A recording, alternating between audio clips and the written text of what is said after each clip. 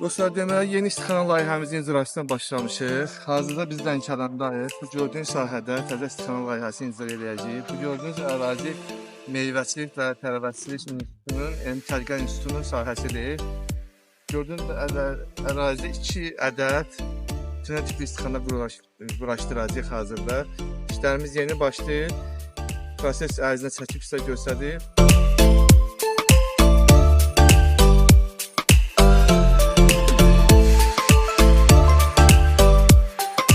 Dostlar, istixanalarımız qurulmuş olacaq, konstruksiyası qurulub, hazır üzörtünün çəkilməsi mərhələsidir. Üzörtünün çəkilməsi sonra içinin suvarma sistemi, işıqlandırılması hamısı quraşdırılacaqdır. İnşallah çəkib olaraq da sizə göstərəcək.